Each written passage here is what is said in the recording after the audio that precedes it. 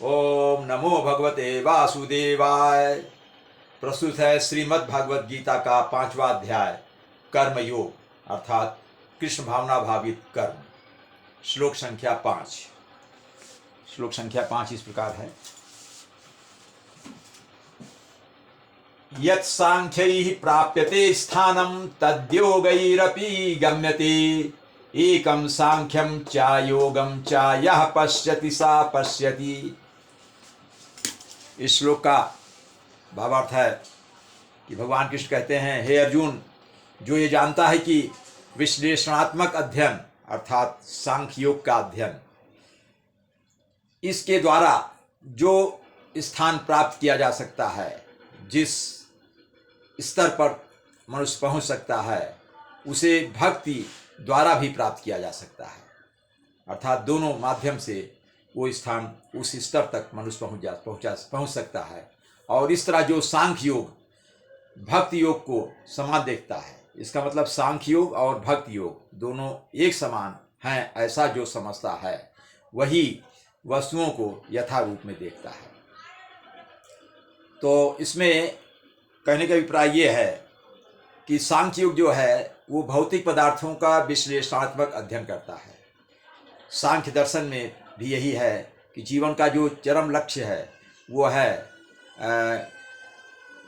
कृष्ण भावनामृत में भगवान से संपर्क करना। जीव का चरम लक्ष्य है कि वो भगवत धाम से अपने को जोड़ना, अपनी आत्मा को परमात्मा से जोड़ना। इसलिए उसका पदार्थों से कोई नाता नहीं है, क्योंकि ये जीवात्मा जो है ये परमात्मा का अंश है, जीवात्मा परमेश्वर का अंश है। इसलिए उसका काम है केवल कृष्ण भावना भावित होना, उसी में आसक्ति लगाना, लेकिन भौतिक पदार्थों में विरक्ति रखना। और यानी सांख्य योग का कहना है कि भौतिक पदार्थों में विरक्ति रखना और कृष्ण भावनामृत होना। उसी तरह से भक्ति योग का भी काम है कि वहाँ विरक्ति है, पदार्थों से विरक्ति, क्योंकि वो सब असत्य है। सत्य केवल जीवात्मा के लिए वही है परमेश्वर, तो उससे अपना समय जोड़ना, क्योंकि जीवात्मा परमेश्वर का अंश है। तो लेकिन भक्ति भावना में, भक्ति योग में मनुष्य को भी कृष्ण भावना में यहाँ आसक्ति लगाना है। यहाँ कृष्ण भावना में आसक्ति और सांख्य दर्शन में भौतिक पदार्थों से विरक्ति। लेकिन दोनों का उद्देश्य है भगवत धाम को प्राप्त करना, आत्मा का परमेश्वर से संबंध जोड़ना। शब्दों का अर्थ देखते हैं। यत सांख्य में दो शब्द है।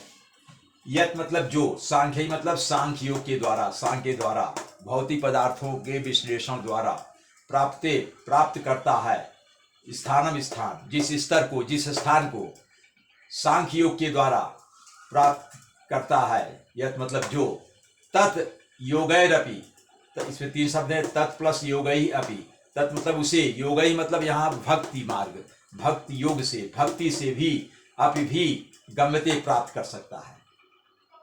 एकम सांख्यम च योगम च, एकम मतलब एक, सांख्य योग और भक्ति योग को जो एक मानता है, जो व्यक्ति, यह पश्यति जो एक देखता है, एक जैसा, या मतलब जो व्यक्ति सांख्य योग और भक्ति योग को एक समान देखता है, मानता है, जानता है, समझता है, स पश्यति, वही इस चीज को समझ सकता है, वही इस चीज को देखता है। जो इसको देखता है मतलब जो इसको जानता है वही इसको जान सकता है कि दोनों का माध्यम एक है और जो है, लेकिन थोड़ा सा विधियां अलग अलग है। ये इसका अर्थ है। ओम नमो भगवते वासुदेवाय।